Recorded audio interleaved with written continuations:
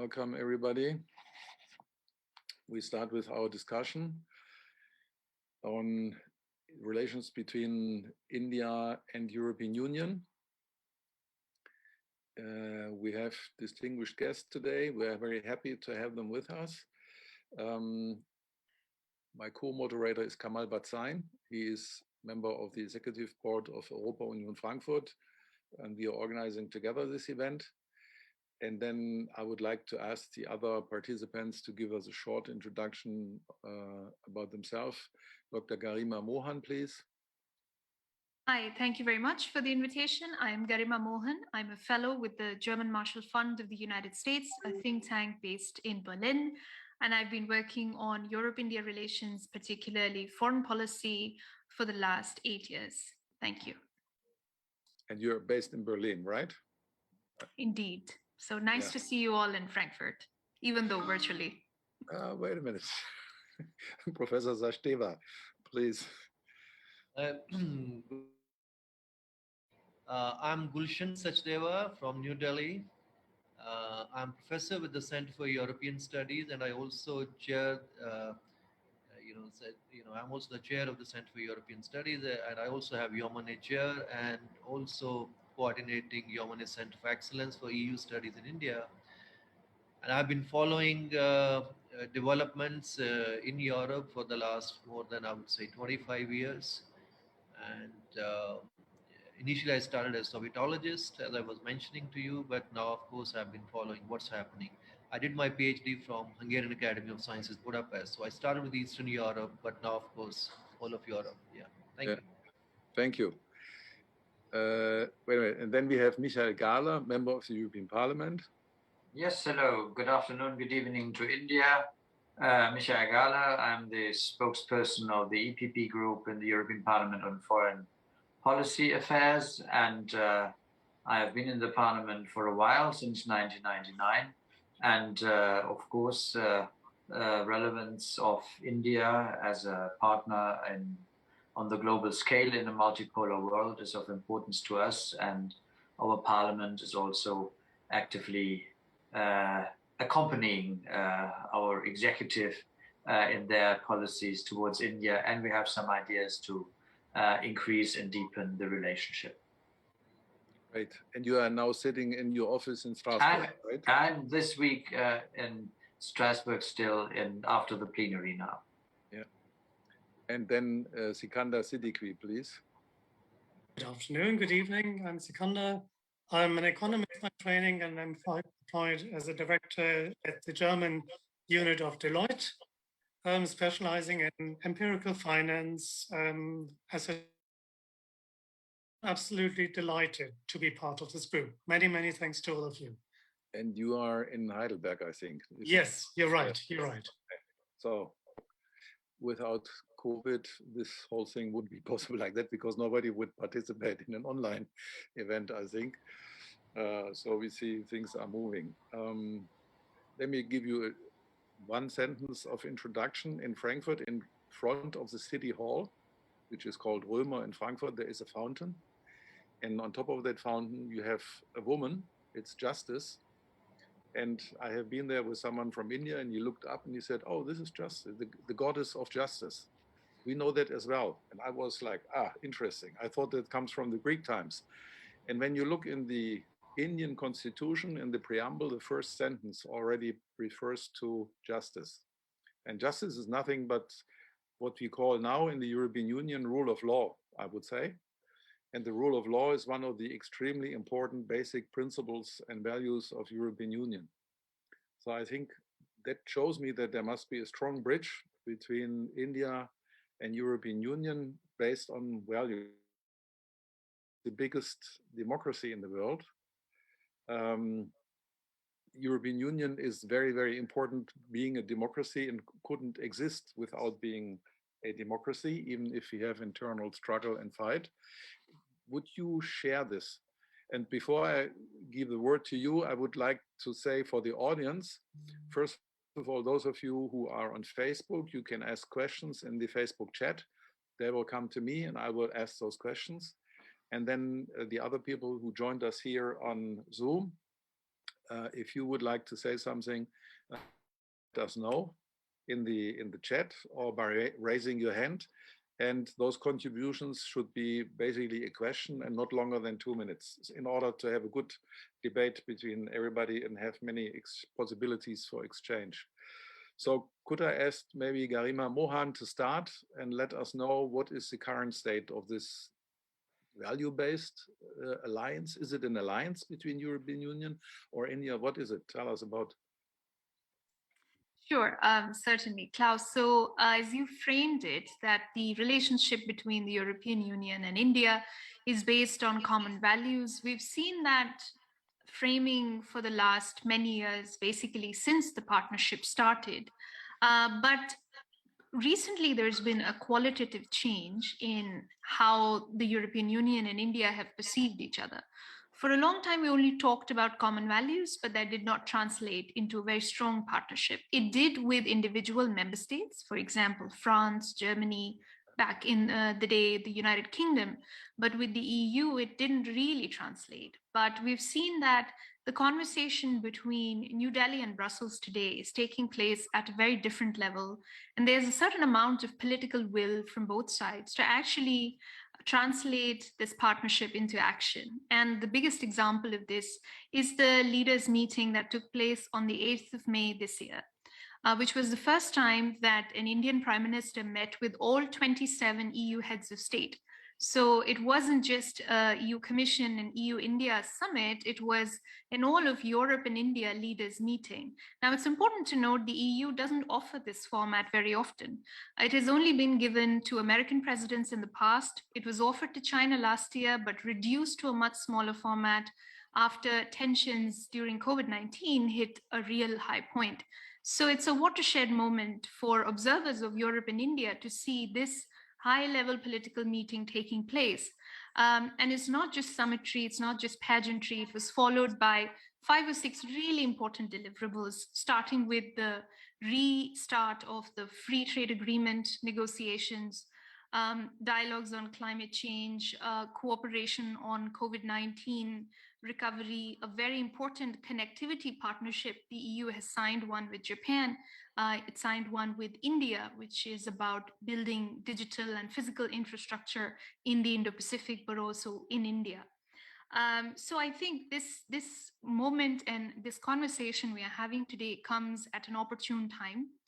Of course, this change didn't take place overnight, and we at GMF have mapped it since 2015, with India reaching out beyond Berlin, Paris, London to rediscovering Brussels, to having the first Nordic summit with the Nordic countries, the first high-level visit to Portugal, also reaching out to Central and Eastern European countries, including Serbia, which, by the way, received a tranche of vaccines from India back when India was supplying vaccines to countries. And now we have interesting strategic partnerships beyond France, Germany, to also with Denmark, with which we have a green strategic partnership, India and Denmark, and India and Netherlands, one based on water. So this really, from the Indian side, I think it shows perhaps a shift in looking at Europe beyond the old Cold War East-West divisions, even though the Indian Foreign Ministry still is divided as such. But perhaps there is a better understanding of various sub-regions in Europe and the importance of the European Union as an actor in foreign policy. On the EU side as well, we see a rediscovery of India. When 2019, when the EU released its famous document now on characterizing China as a systematic rival, competitor, partner, around then it released a new strategy on India as well, which really looks at India not just as an important values partner, but also an important pillar in a multipolar Asia and an important partner for the EU to really realize its foreign policy objectives. So I just wanted to set the scene before we go into our question and answers to say that the conversation we are having between the EU and India today is very different from what was happening maybe even 8 to 10 years ago. That sounds really great, very interesting. And Michael, from the EU perspective, do you share this view? Well, indeed, I also see this great potential to be further developed in our bilateral relations. We as a parliament, we have taken up the run-up to the Leaders Summit that took place on the 8th of May. And in April, we passed quite a long resolution, which you can find on the website of the European Parliament.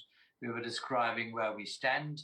I mean, impressive between 2009 and 2019. In these 10 years, our trade increased by 70%, which is quite a lot.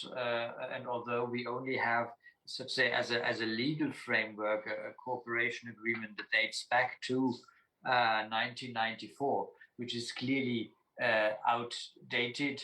And indeed, we as a parliament, we are always in this regard on the trying to trigger new initiatives and have formulated clearly reiterate the EU's readiness to consider launching negotiations on a standalone investment protection agreement, which would increase legal certainty for investors on both sides trade relations. And then we come with the description of the areas which are, of course, digitalization, which is the challenges that come through climate change. And as India is one huge country that is a pillar in its own in a multipolar world, or a pole of its own in a multipolar world, we seek definitely to increase the cooperation in this area. I mean, a lot of the trade that comes already from East Asia and is emanating from India goes through the Indian Ocean and Red Sea and Suez Canal.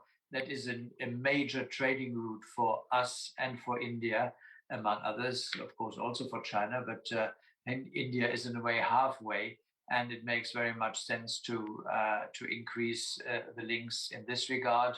Also, to see to it that China alone is not getting through with its own Belt One Road initiative, but we are really insisting to build on this connectivity strategy that the EU has launched, partly as a response to the Chinese efforts, of course, but as I said, we see as a parliament, but I think it is also shared by the Commission and the Council, we see India as a standalone reason to improve and broaden and deepen our relationship in the area of trade, of joint combat against climate change, in the area of security and defense, and seeing to it that conflicts in the region also, that we could address them together. I mean, clearly now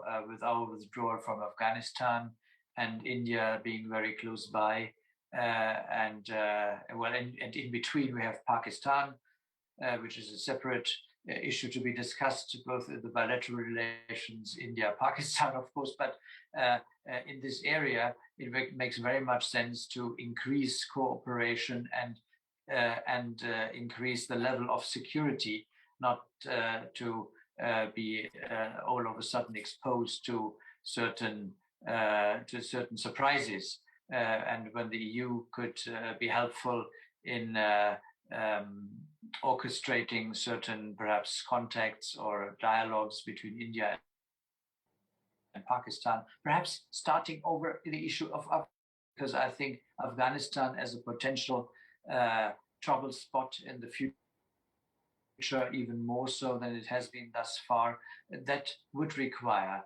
joint efforts from the international community that is further apart, but certainly by the immediate neighbors, and that is India, that is Pakistan. And if through such common engagement, also the relations with India and Pakistan could not solve all the issues, but get a new platform perhaps to seek common ground, that would also be something where we could perhaps be helpful. I could extend further issues, but I'm leaving there as an introductory statement. Thank you. If it would be up to you, Michael, where would you like to see India-EU relations in 10 years? Well, I would like to see that we would have definitely a comprehensive trade agreement and not, so to say, to be left with the general WTO rules. I would really love to see that, and an increased cooperation in areas, for instance, now combating the pandemic and having India as a major producer of vaccines. I think that is a really future oriented area of cooperation, and the digital economy. I think that is definitely something which is of mutual benefit, and to have a real strong trade agreement to promote that, I think that would really be good.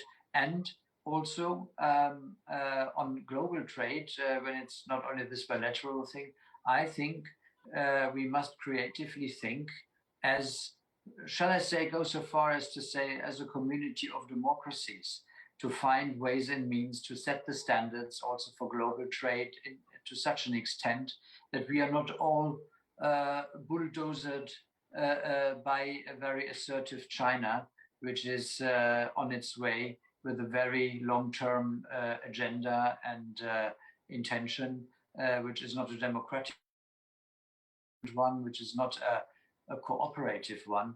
And I certainly, India would be one of the pillars, potentially, not to be confrontational towards China, but to be in a position altogether to set the standards and the scene so that China has to adapt to that, and we are not individually bulldozed economically and politically and perhaps even militarily by an ever growing Chinese unilateral way of organizing or trying to organize the fate of the world. Yeah. This positive outlook that came from Garima Mohan and from Michael Gala, Professor Sachdeeva, do you share that? And I would like the same thing to know from Sikandar Siddiqui afterwards, because you have a different angle looking at these issues. Well, thank you, Mr. Klaus Klipp and Kamal Vatsan, and I'm also thankful to Europa Union Frankfurt for inviting me for this discussion on India and the EU. Now, Garima has actually given a very excellent kind of summing up of where we are, and the MEPs have also thought very specific issues where he would like to look at this. So I don't want to repeat these things, but I would actually like to put this particular relationship in certain perspective. If we look at India-Europe or India-EU relations today, India has historic links with Europe. We have pre-colonial linkages, we have colonial linkages, we have linkages during the Cold War, and then we have the current phase of the post-Cold War period, particularly after 2000, when annual summit meetings started and India and the EU started becoming closer. And then we are also looking now toward post-COVID world. Now, there is no time here to really look into the background, but one thing I can really sum up from different phases of this relationship, except for the colonial period, I think India's ties with Europe, because of those ties, Indian economy benefited. India also benefited broadly. Now, if one is looking, yes, I mean, Garima has mentioned about what is really happening now, and particularly with all the summit meetings which have taken place, particularly there is a momentum now. Indian Prime Minister has visited, so many countries just before pandemic, and the summit meetings are back. And then we also have, EU India, leaders meeting recently. So it means at the things are pretty in place. And even the FTA negotiations are back on agenda, because ultimately, the core of this relationship is economics, and EU's competencies are also in the area of trade and investment. And Europe is India's major trade and investment partner, because if you look at all this data, look at not just only simple trade figures. I mean, I have been following all the technical and financial collaborations of Indian companies. I mean, more than one third of all those technical collaborations are with the European companies. Similarly, if you look at all the FDI data for the last 20 years, including UK, if I look at, I mean, if I put all the FDI coming to India in the last 20 years, if I put together, US, Japan, Russia, China, etc., all those countries on one side, and then Europe definitely would be much bigger than that as for investment. So it means we do need this FTA, and now I think hopefully the negotiations have started. But of course, the actual restart of and conclusion of these negotiations may take time. But the parallel negotiations on separate agreements on investment protection and geographical indicators, and then of course this connectivity partnership could also be a game changer, because India EU collaborations could be further linked with the evolving EU strategy on the Indo-Pacific and the India-Japan initiative on Asia-Africa growth corridor. But if one is really looking now beyond, I mean, in the coming years, in the post-COVID world, what would say? Now, the pandemic is still unfolding, and its full implications are still difficult to predict. But I think it's quite clear that the post-pandemic world is likely to be a significantly different world altogether. And the shape of post-COVID EU and India will depend on their handling of the health crisis and related economic difficulties. In fact, the Indian economy in the last 20-25 years, why India became important, not just for Europe, but for other countries as well, because the kind of economic growth India had for the last 25 years, close to 6.5 to 7% growth. So that had its own strategic consequences. India signed about 35 strategic partnerships with all major players, and we also had about 15 FTAs. And within that context, I think the India-EU relations were also stable, at least till there was certain loss of momentum between 2012-13 till 2015-16. Now, the Western world, under the leadership of the US, is now trying to regain its leadership role, particularly with President Biden. Now, China is expanding and asserting, and the suspicions about China are also growing, including in Europe. And all the multilateral institutions, including the WTO, WHO, they are less effective today. Both EU and India, they do believe in democratic and multipolar world and would like to promote some kind of effective multilateralism. So they can together, I think they can build large coalitions because both of them are not really seen as threatening powers by most countries in the world. Now, the core of this, as I said, is EU-India ties, is economics. And now, with the FTA negotiations coming back, I think these things are back on the agenda. But when, there were relatively limited conversations on trade and investment issues. Now, these ties moved to many other areas, including security. And also, I mean, from counterterrorism to climate to urbanization, mobility. So now, we have about more than 30, those kind of bilateral mechanisms through which we are talking. Now, the European understanding on the Indo-Pacific is evolving. Some member states like France, Germany, Netherlands, they have come out their own approaches, and the EU has also published its own conclusions.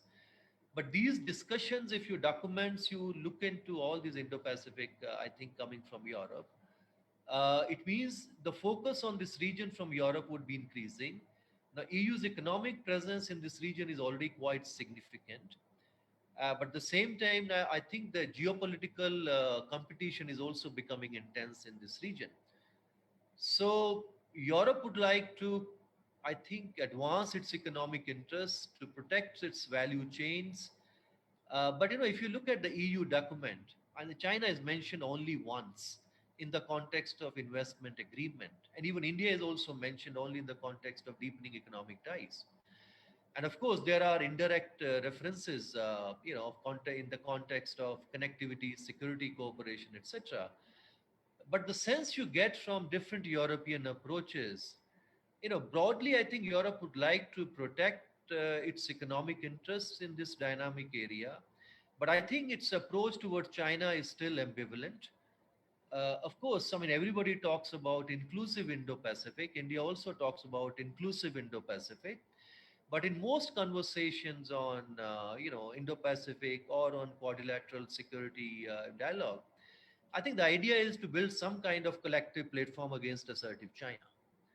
But European understanding so far, if I'm able to read it correctly, is slightly different. Although EU is worried about assertive China, but I think it doesn't want to try, be part of any geopolitical competition within this region. So, sincerely, Europe, I think, favors the inclusive Indo-Pacific, in which China is not really excluded from the narrative. So it means when the concept of Indo-Pacific is evolving now, we do need more and more conversations on this issue with Europe and with the EU and its member states, because that perhaps would help us. And I think Europa Frankfurt is also now, you said, you are a part of large network of civil society groups. And if I see developments within India, civil society groups, of course, India has huge civil society. We have close to 2 million kind of registered civil society groups in India. But in the last few years, one can see for various reasons, most of the civil society groups, organizations, they are under, severe pressure. They are under stress. And yeah, now most of member states, those who are kind of supporting Indian civil society, now their focus is on slightly on other countries, other sectors. So their funding is kind of decreased. Of course, EU funding that has more or less continued to the civil society.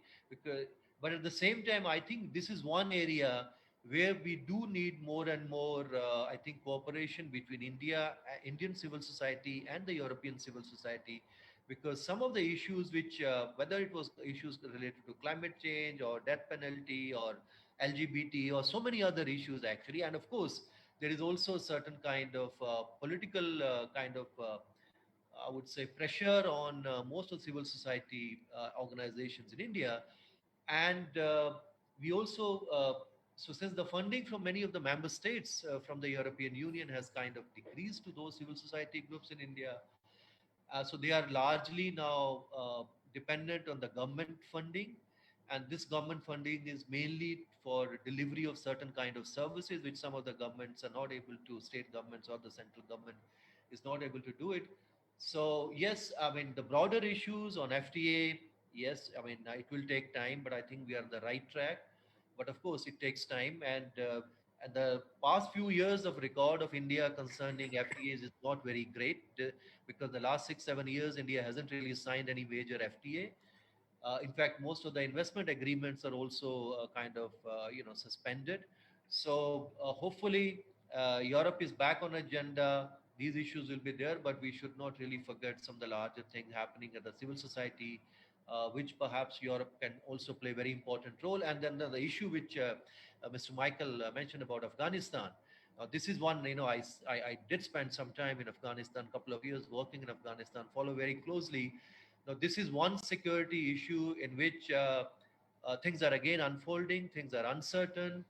But one thing is quite clear, that everybody was expecting some kind of negotiated settlement through the Taliban, and the Europeans from the very beginning, they were pushing for this kind of negotiated settlement. But now what actually we are seeing, that Talibans are not really much interested in negotiated settlement. They are actually forcing certain, everybody said that military solution is not possible. I think Taliban is pushing for some kind of military solution. So we do not know. And that will have large implications for Indian security, because, European forces may move out, but India is very close by, and anything security implications of what is unfolding in Afghanistan are huge for India and for the South Asian region, which India would be following very, very closely. And of course, India has worked very closely with Europe and with the United States in Afghanistan earlier, because interests were converging. But now when the Europe and the US is moving out, or they have basically moved out, and other players, those who are playing much important role, whether it was, Russia or China, Iran, etc. So how India has to really now kind of synchronize in one way, Indian foreign policy has moved more toward West, toward US and Europe. At the same time, some of the players which are going to play important role in Afghanistan are going to be, they have, and Iran and others, those who have a lot of conversations are happening. We can come back on specific questions on these issues. Sounds to me a little bit like you look at European Union from the Indian perspective as a relatively weak partner. That's how you don't have to say anything to that. Sorry. That's how I receive it. I'm not saying weak or strong partner because the European. Yeah, it's okay. No. The European. No. It's the question is, the European Union project itself is very different. So India has worked very closely with member states on most of the security issues, whether it was early with UK when it was member of the EU, or with Germany, or with France. I mean, the kind of strategic partnership India has built with France is quite substantial, very, very strong on strategic issues. But India also knows the limitations of the European project. Yes, European economic presence in the Indo-Pacific and in this region is quite significant. It's going to be very important. So in that context, I think the India-EU FTA is very important because this is where I think the EU is important. But on other strategic issues, India has to rely on others because on the immediate security concerns, whether in South Asia, Afghanistan, or even Central Asia and Southeast Asia. So India has to work those kind of, I wouldn't say coalition, but I think certain convergence is happening with the US. But that at the same time, there is also close transatlantic partnership. There was certain tension under Trump administration, but I think there are certain repair going on there. So maybe things are back on track there slowly. So the close transatlantic partnership and close India's ties with Europe and also with the US, I think ultimately there are areas where we can work together. But of course, when they have moved out from Afghanistan and India has to work with the players, those who are maybe a very different kind of players altogether. India, and it's not that India can't work. Earlier also India worked with Russia, Iran very closely when Taliban were there. So we'll see how things unfold in Afghanistan. Interesting. Thank you. Sikander Siddiqui, from your point of view as a citizen in Germany and as someone with an economic background, and how do you look at this? Well, I would first like to confirm what you earlier said about the common principles underlying the democracies, universality of human rights, the rule of law, the need to balance the desires for freedom, which is a prerequisite for economic progress, and solidarity within society, which is a prerequisite for social coherence. There are many common topics, and there's potential for agreement among reasonable people. And I can strongly confirm that as to my personal encounters in business and personal life, there's a huge potential for consensus. The German foreign policy veteran Egon Bahr, the late titan, so to speak, of German foreign policy, once said that don't emphasize too much the part about common values. Think about common interests instead. And here say that we shouldn't ask ourselves whether it's desirable to cooperate in economic and social issues. But I think, in my humble opinion at least, it is absolutely without alternatives. We are facing challenges as to shortages of important international cross-border public goods. Most importantly, perhaps the need to preserve natural resources that are vital for survival of humans on this planet internationally.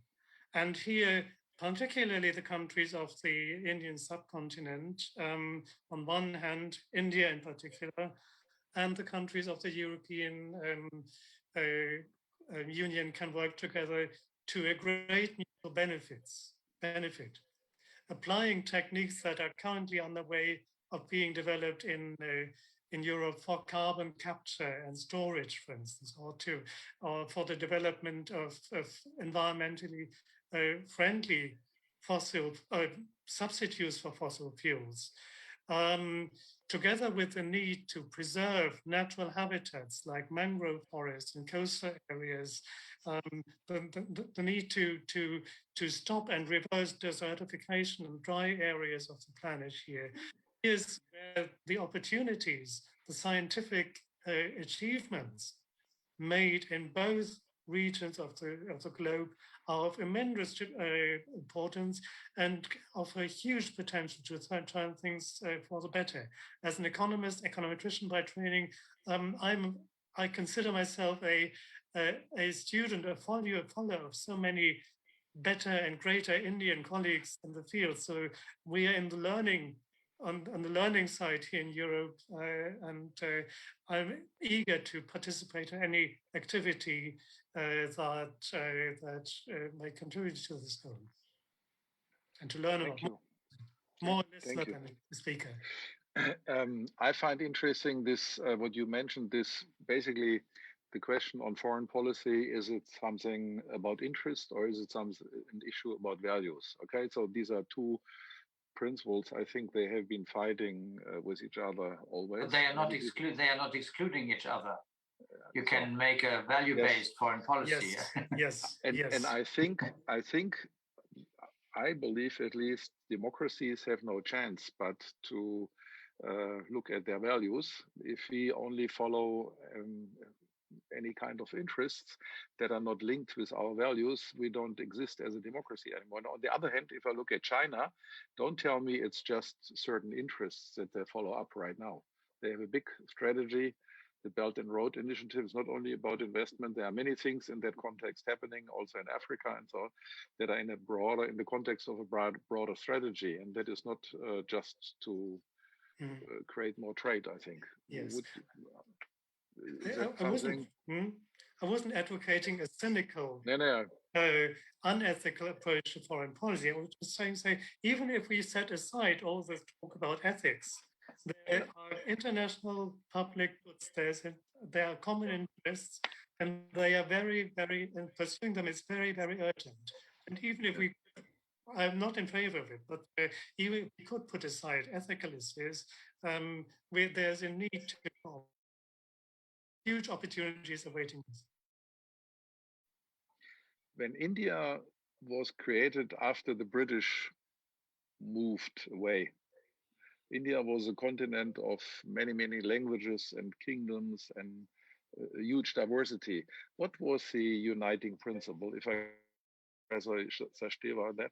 Because that's something that always puzzled me. And from a European perspective, it's interesting to look at how did the Indians manage to come together? What could be something in Europe, and then maybe something that might help to bring India and Europe together? No, I think this is a very important fundamental question what you have asked. I mean, how is such a huge country with all kind of diversities from languages to religions to different kind of development differences and inequalities, how India has really survived in that sense. Because if you look at all the discussions about India in the 50s, in fact, many people, most of the scholars, or in fact, very significant number of scholars actually had given up that India would be able to continue as a one country or as a democracy. And we have also seen so many other countries which became independent along with India within our parts of the world, in the developing world, and many of them struggle very hard, with different kind of challenges. Now, India survived, I would say, despite all the odds. Because if somehow, if you look at the way Indian Constitution, in a sense, is quite flexible in some areas, the way it has been able to accommodate all kind of aspirations. If you look at, say, for example, regions in the Northeast, different kind of inventions were made. How do you really, because there was also a lot of insurgencies, a lot of separatist movements within the Northeast. I mean, people are relatively less aware. Of course, Kashmir issue is one issue which is, still familiar to some extent, but there were so many other kind of tensions in different parts of India. These, I would say, tensions have been, all these kind of have been able, India has been able to manage only because of democracy and despite the fact that India was almost illiterate. And if somebody asks me that, what are the major achievements of India of all these decades now after independence, I would say there are two or three. One, of course, is all these difficulties India still managed as a democratic country. I'm not saying that challenges to democracy has gone away. I mean, we have seen even in the US, the challenges were the way perhaps things are happening, the way many of the institutions from judiciary to parliamentary and so many other institutions and issues of human rights, etc., which are under stress. But still, I think India has been able to manage. And if India was not a democratic country, and it would have been very difficult for India to put things. And second, I think the achievement India has made, uh, I think self-sufficiency in food grains. If you have 1.4 billion population and you have a surplus kind of food, also, we had famines coming before that. So, yes, I mean, it's still a poor country. There's a huge inequality and all kind of diversities, all kind of challenges. I mean, whether these are security challenges, political challenges, all those. But despite that, I think the major achievement is that India has been able to put together itself as a democracy. And the moment I think the institutions of governance uh, they are weakened in democratically, I think India will have a difficulty, and that we have already seen. So but still, I'm quite, I would say, confident that the challenges, what is there in front of Indian judiciary or Indian legislatures, whether at the state level or at the national level or at the civil society level. I think India is still able to resist some of those pressures which are trying to, uh, you know, uh, because somehow the ethos of India is democratic and it is very deep rooted. And even one of the poorest parts of India, other parts economically and otherwise may be very, very, very, I mean, I would say, relatively underdeveloped. But I think the democracy is very much deep rooted even in those areas. And that's, I think, that perhaps, is this is one value which perhaps we also share with Europe. And when in fact, this is what in fact the EU is. Because when you have, when you say values and interest in foreign policy, yes, I mean, everybody who is following, and I'm in the School of International Studies, I mean, of course, the national interests are, primary for every or European countries or India. But of course, there are also great values, perhaps, which EU attached to values, and that's why the normative power Europe, and this has been one attraction. And if Europe somehow start compromising, and sometimes one see that some of the member states do compromise, and this is one area where I would see India would be watching very, very carefully. How do you really deal with the assertive China? Because here you have very clear-cut economic interests, and then you also do not see. I mean, at least till very recently, Europe did major challenge economically and technologically. But now perhaps there is more realization that that also would be there apart from values, which of course democracy, human rights, etc. are not there in India. Issues of human rights. But of course, we do have our own institutions, and there is a possibility that India and EU can perhaps discuss openly. And recently, we again have restarting of human rights dialogue with the EU itself. So when the value of Europe is really on values, how Europe really balance their interests and values. Because Americans also talk about democracy, but we have also seen that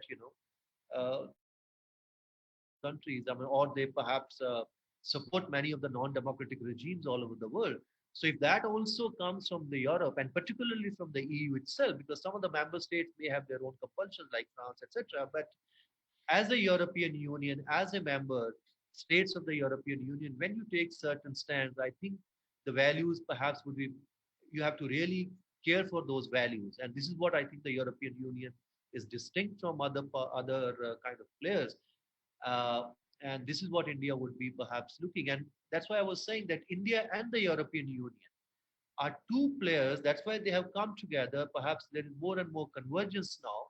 That if you look across, within the regions, whether you look at Africa or you look at, Central Asia, South Asia, apart from the countries like where India would have very serious tensions like Pakistan, etc. But most of the countries do not see, India or the Union threatening in any way, which they will have very different opinion about US or China or Russia or other countries. So this is one kind of, I would say, the kind of foreign policy India has followed, and the one would expect Europe would follow, or European Union together would be following, which will bring, I think, India and Europe together, and we can also work together in large number of areas, because now economic interests have, because during the Cold War things were different, because Western Europe was in different camp, and we were very close to the Soviet Union, so in that sense it was relatively difficult. But now India has become closer to the West, and transatlantic alliance is still very, very strong. In that context, when the changes are taking place, and I think India can be very useful partner of the EU and the member states of the EU and the broader West.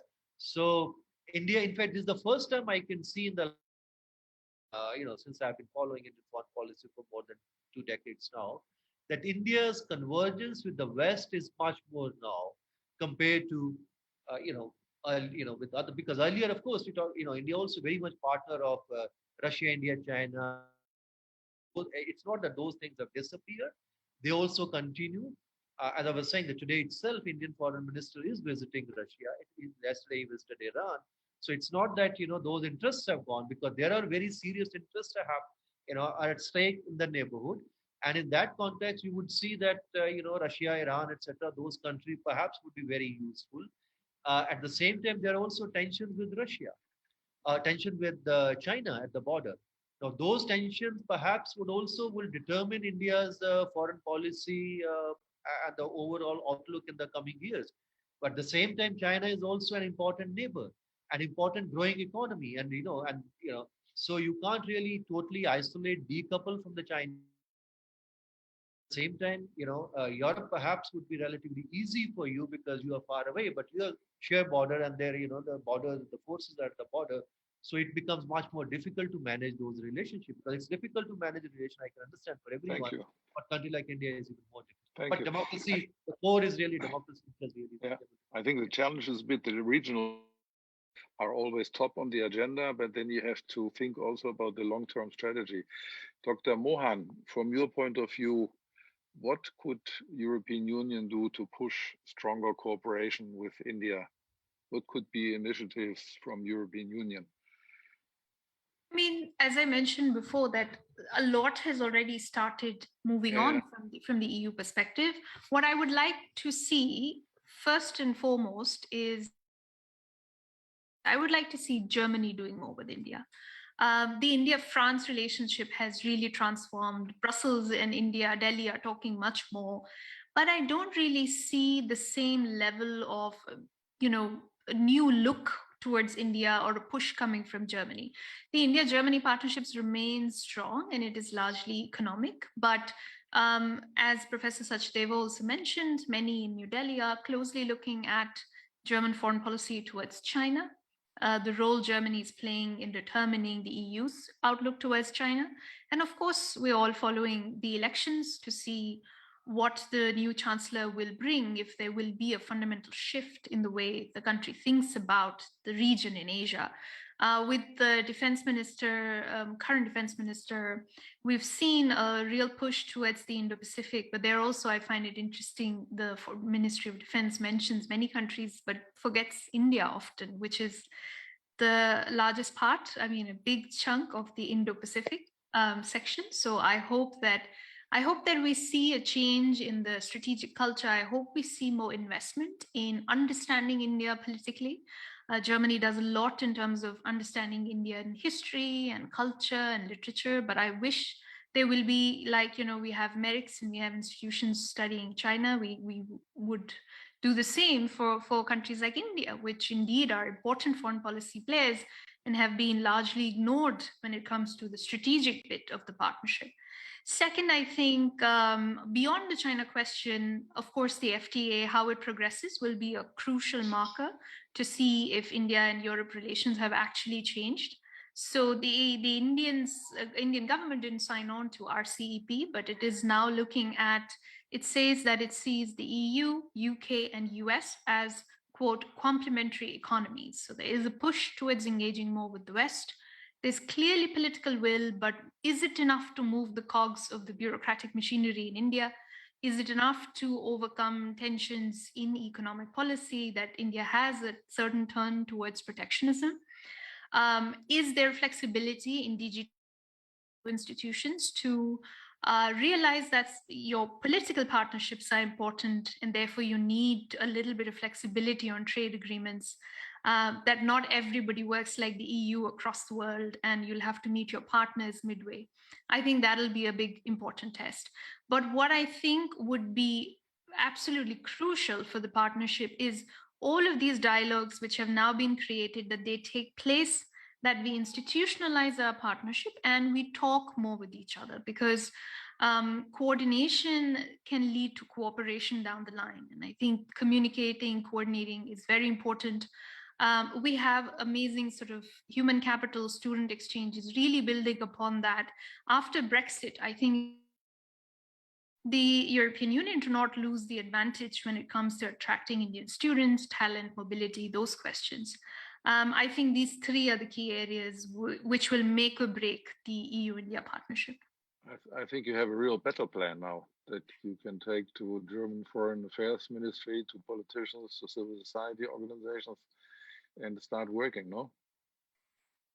Yeah.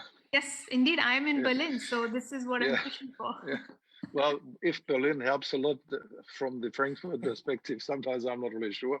But I heard after one of such discussions like we have here, where the guy from Berlin told me he has the impression in Frankfurt people are much more serious to really understand and solve issues, while from the Berlin perspective, they just come together, give a statement and leave without being interested in what the other people have to say. I don't know whether this is true. Okay. I think just one comment from my side. I think the most interesting part, when you started as well, Klaus, you were sharing some time back that there were definitely a financial interest. So you definitely start from somewhere where it makes the interest common. Yeah. And at the same time, there are some principles or the shared values we have found in the meantime. Also, I think shared by Mr. Sachdeva, Mr. Mohan, Herr Galler as well, and Mr. Siddiqui, that the core element is that how you function to achieve those interests, and that's where the shared values will play the role, right? And coming now, I think we have already done some of the initial steps when the COVID struck. So entire Europe was looking for supporting the people around. India was doing the same. We were facing the phase 2 bit later, but definitely there was a huge push to support India and the governments around the world. Yeah, vice versa, we needed the support, and there was a support from coming also from Europe. Germany was standing in the front, with many other countries supporting in the background also during the COVID. So I think that was a very good, let's say, challenge, which made both Europe and India to come together and do some great things. Definitely going forward with topics like FTA and also on the regional security, this is where Europe can definitely play a role together with India and to make the region stable, not only in the European continent, but also in the Asian continent, for example. You know, what puzzles me, if I look at trade agreements, how they are negotiated nowadays and how difficult it is to do negotiations on that. If I look how India came together, and I'm really not an expert, but I read a little bit only. Patel, he just went out there, and I think in a couple of months he had everybody together. People from different cultures and languages and backgrounds and religions and everything. And then India was there. And I wonder, how did this guy manage to do that in such a short period of time? And today, when it's bringing really different cultures and countries with kingdoms and so on together, when nowadays we talk about the export of beans, or we talk about, I don't know, fishing, that, and this takes us many, many years. So I wonder a little bit, was there something like what we would call in German Staatskunst, the art to manage a state? Art of governance. Art of governance. Art of governance. And should we try to have a look back how they did do it at that time? I don't know. I wanted to come back to one point. After the First World War, there was something called the League of Nations. And basically, at that time, people tried to create some type of government for the whole world. Even it was something crazy because there were colonies and things like that. So that couldn't really work. But for their understanding, the idea was we want to have one whole government for the world because at that time, nation states didn't exist a long time because they were only there for about 100 years. They had been created at the time of Napoleon. Before you didn't have nation states. And nowadays, we sit there and we have this, what I just mentioned, when it is about selling beans, we have years-long negotiations. We have hustle, we have fights, wars between countries. Why all of that? Does anybody in the political sphere in India think about that, or in the European Union, or have we taken the reality now for something that we cannot change and we just continue like that? Well, I mean, you have too much asking. It's getting almost philosophical a bit, but that's Sorry. difficult for me. I mean, we have tried, or the world has tried, to find a global economic or global trade system, which we did not succeed, and the consequence is that the major blocs try to come to terms with each other and to have specific agreements that facilitate their trade and their exchange. And I think that is what we are currently continuing to enlarge this scope. If you look at the map, the European Union has, well, apart from Britain that we just did relatively comprehensively as a substitute for membership, we have it with Canada, we have it with Japan, with South Korea, with Singapore. We are negotiating with Australia and New Zealand. We have specific set of rules. We try to establish something with Mercosur, with South America, with Africa. So and of course India in this area is still missing to the extent as it could be wishable and possible. But that's the way where we are, and I think the advantage in comparison, of course, here and a bloc like China, we can be partners in multifold respects. We can be competitors, but contrary to China, I think we will never be systemic rivals or systemic adversaries even. So India will never have an agenda that would like to dominate the world or set the agenda for the world, as it seems that China has. And in so far, India is far more of a partner to deepen and broaden the relationship.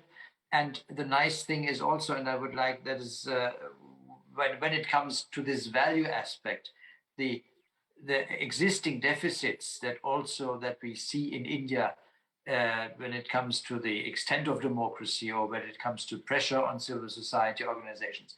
The nice thing is that these discussions are conducted in India itself and are not prohibited or cannot be prohibited even if somebody tried it. And insofar when we come and stage concern about the Foreign Contribution Regulation Act, which hampers deeply our cooperation with NGOs and our implementation organizations of our cooperation partners, we can address it without the danger that India would block relations, or that even members of the European Parliament would be banned from traveling to India. I mean, that is really a qualitative difference in partnership than with a country like China. Legitimately issues of human rights, which are universal, and then we are getting sanctioned or blocked. So I think as there has been so much mention of values, indeed, we can share some, we can address the deficits that we see, and we are not, over these addressing deficits, we are not getting at loggerheads with each other. We seek common ground and continue to deepen the relationship. That makes it, it is not always easy, but it makes it more, so to say, hopeful to reach the common goals that we set to each other. And it is at the end definitely a win-win situation for both sides. Insofar, I'm quite optimistic that overall individual or particular issues that we might be stumbling about, there is a great positive future for our relationship. That sounds like a quite positive outlook. We for our discussion, and that 1 hour is gone now. So I think we should finish really at this point here. I would like to thank all of you for participating and joining us in the meeting. Even if you didn't have to travel to Frankfurt, but you had to go to your desk, turn your computer on, take your time, don't work on something else. So we are very thankful for that. I think we have understood from Garima Mohan, there is like a whole agenda in front of us where we can work on in the future. And I would think that what we have done here today between Europa Union, bringing partners together, talking about India, it's our first meeting on that, and I think we will continue working in this context. And I would like to have you with us as partners to join in that. Indeed, thank you for your support all for this session. Wonderful. Thank you very much. Thank Thank you. you. Many thanks. Thank you all. Vielen Dank. Thanks. Bye-bye. Bye. Thank you.